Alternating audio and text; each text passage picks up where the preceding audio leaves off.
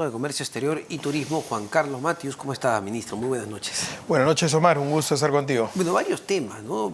Me gustaría empezar por el turismo, que es uno de los sectores, el gran sector, en realidad, paraguas, que agrupa a diversos sectores y que genera muchísimo empleo en nuestro país. Viene muy golpeado y lo que se anuncia es una nueva ola de protestas a partir de la mitad de julio hacia adelante, la llamada toma de Lima, pero entendemos que esto se podría replicar en otras ciudades.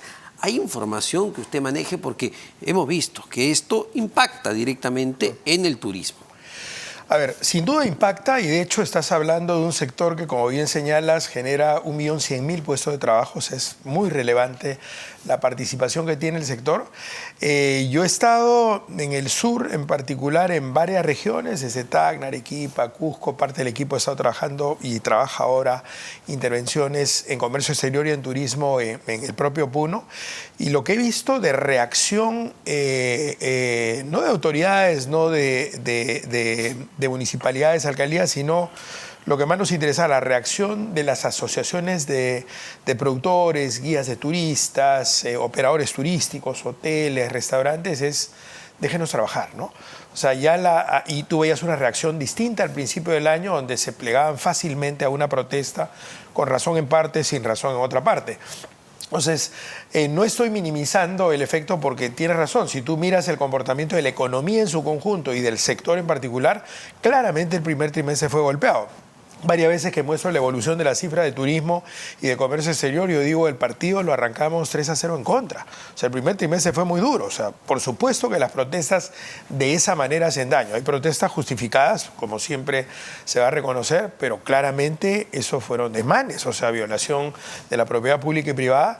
Dañaron muchas industrias, dañaron empresas que dejaron en la calle a cientos de personas. O sea, no creo que nadie se sintiera orgulloso de lo que pasó en esa oportunidad y creo que en este caso, a raíz de la experiencia vivida, no va a tener el impacto que buscan aquellos que están promoviendo una protesta extrema de esa naturaleza, ¿no? Por ejemplo, ¿no? El Cusco, sí, donde la protesta también se encendió, incluso se tuvo que cerrar el aeropuerto Velasco Astete en un momento. Sí. Recientemente se ha producido una tremenda fiesta, ha sido el mes jubilar en el Cusco, todo junio.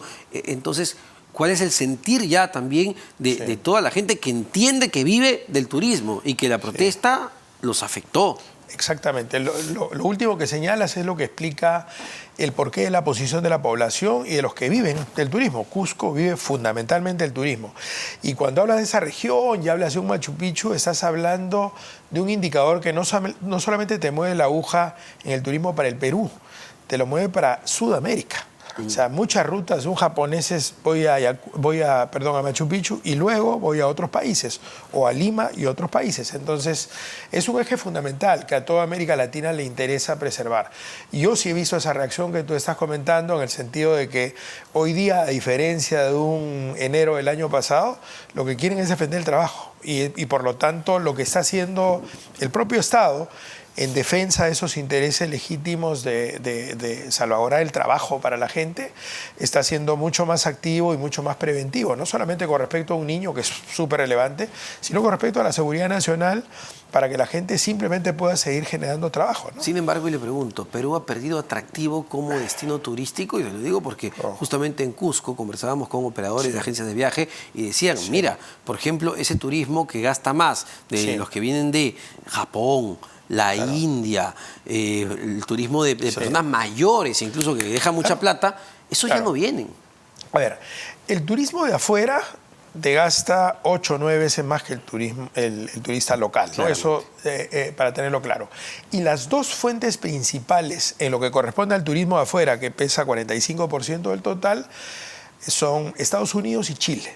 Ajá. Ahora, en los dos casos pasó lo que tú señalas, es decir, Estados Unidos nos puso en el famoso warning, ¿no? Advertencia, en la categoría más alta, categoría 3, que era no viajes al Perú.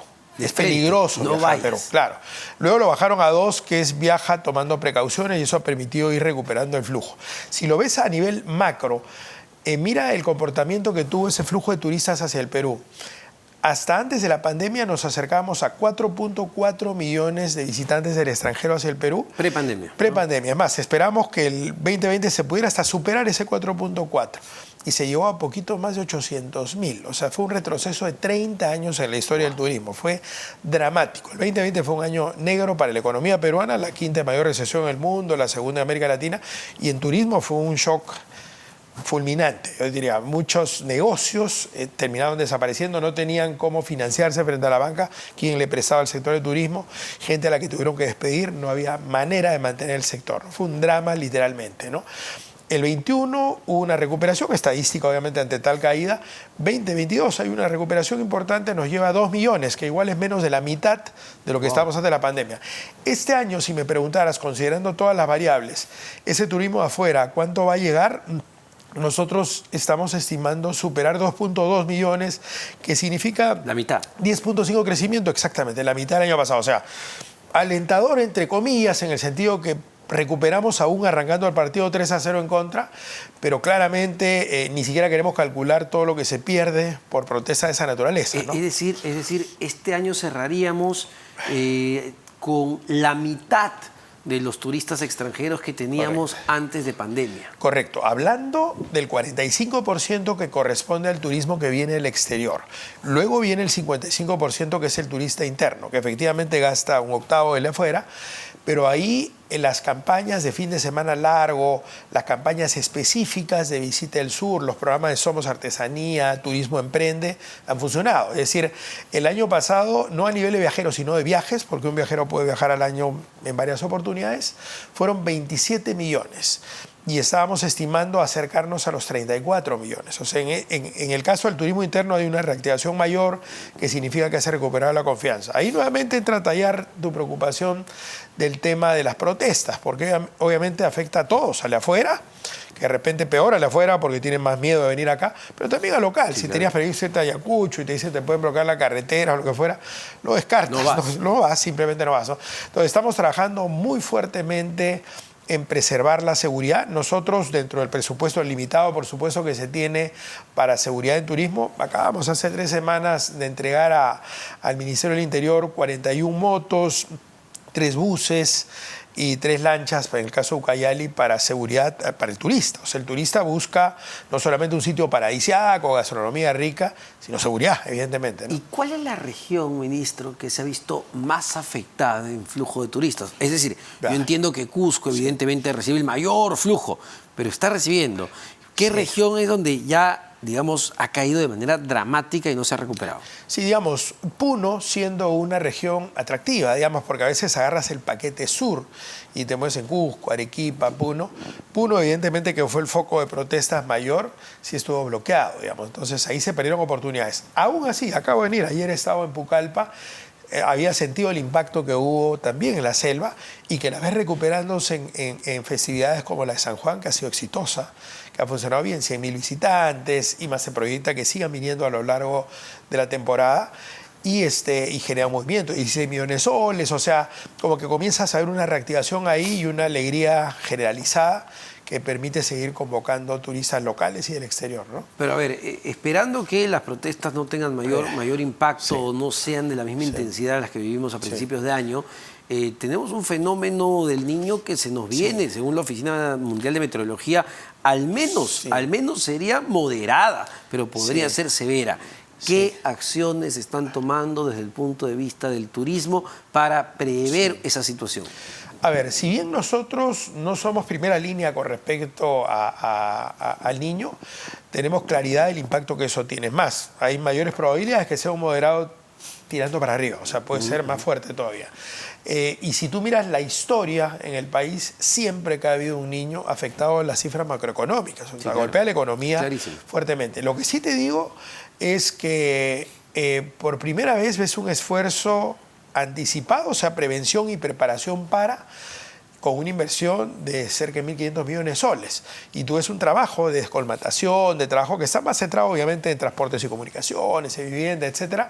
Nosotros básicamente trabajando en temas de sensibilización, capacitación en todas las zonas para prever, y obviamente haciendo los cálculos de todo lo que podría significar, impactando, por ejemplo, la agricultura de exportación, una alcachofa, un espárrago, cuando le pones temperatura de ese nivel, te afectan obviamente la cosecha, una producción de pota, se ve afectada. O sea, veces que le sube después 2, 3 grados de temperatura, no aparecen en esta parte del litoral, aparecen más hacia el sur. Entonces, evidentemente hay un impacto negativo ahí. La prevención es la clave y creo que se está actuando con bastante energía.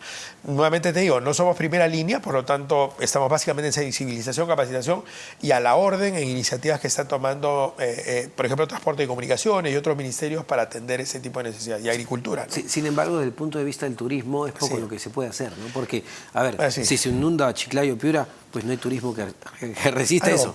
No, sí, claro. Evidentemente, cuando hablas de descolmatación, preparación de cauces de ríos, estás hablando de minimizar ese impacto y si fuera un escenario moderado, igual te castiga el turismo, pero sigue fluyendo, ¿no? Evidentemente, si hablas de un tema más dramático, eso sí puede limitarte el flujo de turistas hacia esa región de todas maneras, ¿no? Razón por la cual incluso se está viendo, es más, hoy día ha habido Consejo de Ministros y se ha estado pensando en posibilidades de asistencia a empresas para preservar el empleo formal, que se ha corrido la siguiente semana con buen ojo de todo el gabinete y propuesta de la propia Presidente y el Premier de ampliar ese esfuerzo que se pensaba hacer acotado a un grupo mayor, planteando incluso un subsidio dirigido. Yo no soy partidario de los subsidios, pero en casos de situaciones absolutamente dramáticas, como pasa acá, sí puedes contemplar una medida de carácter temporal que ayude a esas empresas a no sacrificar empleo formal que ya tienes. O sea, lo que estamos tratando es mirar el empleo y las formas en que podemos preservarlo. Eso ha sido un planteamiento que ha nacido ahí del Ministerio de Trabajo con Economía, que obviamente se va a madurar hacia la próxima semana, pero te lo digo, de repente estoy hasta confiando en algo que todavía no está cerrado como consejo, pero no lo digo como una infidencia, sino como algo que te evidencia la preocupación legítima del Ejecutivo, incluso un MEF que antes era muy adverso a políticas de ese tipo, súper abierto a contemplar todo lo que signifique preservar el empleo y generar mayores oportunidades, ¿no? ¿Y cuánta después, a ver, después de la pandemia y después del gobierno, los primeros años del gobierno de Castillo, cuánto tenemos para poder apoyar, para poder subsidiar, para poder tener cierto brazo que nos permita aguantar lo que se nos viene? De hecho, lo que sostiene a la economía ha sido el ejercicio de 30 años de historia manteniendo un modelo de economía social de mercado. O sea, yo no para nada politizo ningún tipo de temática relacionada con esto, simplemente viéndolo de manera objetiva, lo que nos salva y lo que explica el por qué cuando tú vas a un evento, un roadshow como el INPERÚ y algunos afuera, en Nueva York y tal, y te presentas frente a inversionistas, yo estoy haciendo una presentación de ese tipo pronto, la reacción es positiva, porque una de las primeras cosas que miran es la estabilidad país. Entonces, cuando habla de caja, si tú miras reservas internacionales, que son casi 70.000 millones de dólares, eso ha sido producto de una disciplina de estos años. O sea, yo te diría, a pesar de un gobierno que lamentablemente no funcionó, el anterior puede haber tenido buenas pretensiones, puede haber sanamente querido lograr lo mejor para el país, pero claramente esa no era la ruta, sí, claro, esa no era la estrategia. Mi pregunta, ¿no? iba por el lado de si efectivamente hay presupuesto suficiente para... Sí. Dar subsidios a las empresas, más créditos blandos a las micros. A ver, nunca es suficiente, ¿no? Porque, obviamente es definición de economía, necesidades ilimitadas con recursos limitados. Sí hay caja para hacer atención a este tipo. Obviamente, cuando se plantea un tema como el que te menciono, se hace con toda la prudencia del caso y entre los marcos que la caja puede permitirte. Entonces, no te estoy hablando de resolverlo a nivel nacional, pero sí esfuerzos focalizados en zonas de crisis absoluta. Es decir, como cuando miras el país y dices 27.5% de pobres, a los cuales tú le puedes generar oportunidades de negocio, emprendimiento y pueden salir adelante. Pero a la extrema pobreza, que es 5%, esa sí necesita una asistencia directa, claro, porque no llega al final de la semana. Ministro, le pido unos instantes, vamos a hacer una rápida pausa. Quería preguntarle, a ver, volver a Cusco, porque se viene una fecha importante, ¿eh? Se cumplen 16 años desde que Machu Picchu, el santuario de Machu Picchu, fue considerado maravilla de la humanidad, maravilla del mundo moderno. ¿Se está haciendo algo en particular en el Cusco a partir de esto? ¿Cómo seguir cuidando, cómo seguir potenciando hoy por hoy la ciudad turística de América Latina por excelencia? Sí, a ver, estamos pensando más que en la festividad o la celebración pura, que es totalmente válida, en celebraciones permanentes. O sea, Cusco y el sur en general tiene una serie de atractivos que ameritan que haya una promoción permanente y lo que comentábamos antes del break, que era que mueve la aguja no solamente para el Cusco, no solamente para el Perú, sino para Sudamérica. Por consiguiente, lo que estamos haciendo es un trabajo en dos líneas. La parte de oferta, donde entre otras cosas nos apoyamos en recursos del Plan Copesco para invertir en infraestructura, mejorar los accesos, las iluminaciones, los pisos. No solamente Cusco, estamos hablando de proyectos inmediatos y proyectos más mediatos o de largo plazo, como Choque Quirao, que se va a convertir en un foco de atención turística para América Latina y es un atractivo que nos enorgullece haberlo logrado destrabar en los últimos meses y que ya se tiene presupuesto y que se está activando con Proinversión y Ministerio de Economía, pero eso va a durar unos 5 años. Lo que te quiero decir en la respuesta es que estamos trabajando permanentemente por el lado de la oferta, por un lado, y por el lado de la demanda. Por lo tanto, estas campañas como Perú Ahora o la que se viene Perú Wow, están básicamente destinadas a generar confianza y seguir manteniéndolo como un punto atractivo para inversión incluso. O sea, debería haber mucho más interés en inversión o coinversión de empresas del exterior en el Perú. Y el tema de Transformers y las otras cosas que conversábamos en la previa van a generar un flujo interesante, lo que te obliga a prepararte para tener capacidad para recibir mejor a esos turistas y eso te lleva a los temas de seguridad y a los temas de desarrollo de oferta que te estaba mencionando, ¿no? Y te menciono Cusco porque lo mencionaste, pero venimos de Pucallpa de terminar la obra que ha significado 142 millones de soles de un bulevar espectacular frente a Yarinacocha, que va a ser un centro turístico en Pucallpa notable, y se ha hecho una entrega en el caso de Tacna, del Museo del Ferrocarril, que te cuenta la historia en el país y en América Latina, es formidable para fines turísticos, ¿no? Ahora, ministro, permítame preguntarle algo que puede parecer anecdótico, pero que a su vez también puede reflejar el descuido en el sector público, ¿no? Va. Este evento Perú Travel Mart 2023 desató pues una tremenda polémica en las redes sociales por sus siglas, PTM, ¿no? Siglas de una clarísima lisura en el Perú y en otros puntos. Ahí está la foto, PTM, y fue pues un escarnio en Twitter y en todas las redes sociales. La pregunta es, ¿nadie se dio cuenta? A ver, yo te digo, esa es una iniciativa absolutamente valiosa para el sector, que nace del sector privado, de Canatur, la Cámara Nacional de Turismo. No le estoy pasando la pelota, te estoy diciendo que es una iniciativa que tiene esta como versión 30, con la misma sigla, de repente con algunos colores distintos. Por supuesto, cuando se presentó de esa manera, es más, si viste un poco la grabación, cuando yo hago la introducción al tema, menciono, si esto, con el drama que ha habido el turismo en el 2020, si hubiera hecho el evento, se hubiera mantenido con la misma sigla, pero con otro significado. O sea, obviamente dándome cuenta de lo que estaba ahí, ya bueno, en la foto, se relevó un poco el tema, pero te digo, estamos trayendo 160 compradores de los 5 continentes, y te aseguro que el resultado va a ser aún más potente que las versiones anteriores. Entonces, es un súper evento, diría uno de los grandes eventos de promoción del turismo. Viene todavía en noviembre, o sea, eso duró 48 horas, un poco la bulla al respecto, que creo que más alentó un poco a que se preste atención al evento, y hemos seguido trabajando en lo que nos corresponde, que es hacer que sea un evento súper potente. Y con recursos ProPerú estamos trayendo una gama de compradores importantísima. Y ahora, no me queda nada, pero una pregunta que sea sobre comercio exterior, porque sí genera preocupación. Es verdad, el fenómeno del Niño está apuntando hacia la última parte del año, pero ya el clima es diferente en este momento en el Perú, y eso afecta al sector también agroexportador. Ya hay un nivel de afectación, me pongo a pensar, anchoveta. Sí, correcto. A ver, si haces el arqueo hasta mayo, los números han ido para arriba. Hay varias preocupaciones ahí, porque han mencionado agro y también pesca para consumo no directo, que efectivamente han sido los dos sectores afectados, ¿no? Entonces, sí puede haber una afectación en la propia harina de pescado, que si bien es un producto tradicional, corresponde al sector de pesca y nos puede afectar significativamente. El tema de la pota, la anchoveta también se puede ver afectado. La anchoveta como insumo de la harina de pescado y la pota como alimento para consumo no directo, ¿no?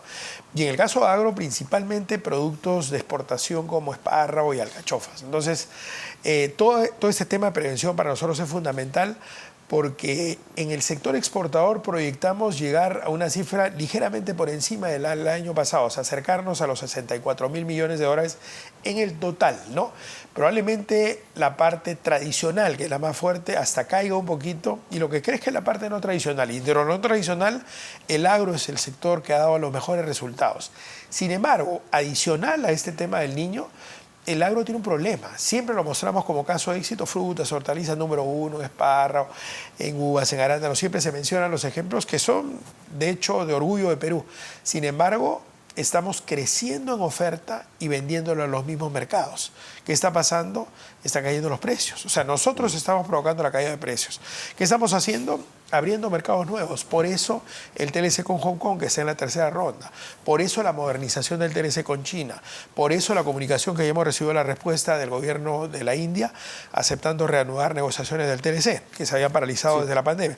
Por eso ya lo aprobó el ministro de Comercio Exterior de Indonesia, arrancar negociaciones en los próximos 3 meses con ellos. Entonces estamos abriendo nuevas ventanas de oportunidad para darle salida a esos productos y no estar afectados por precio, porque sube el volumen, vuelvo a repetir, y caen los precios porque nosotros estamos provocando esa caída. Entonces, atacar el tema de prevención por este lado y abrir nuevos mercados es parte de lo que estamos haciendo, ¿no?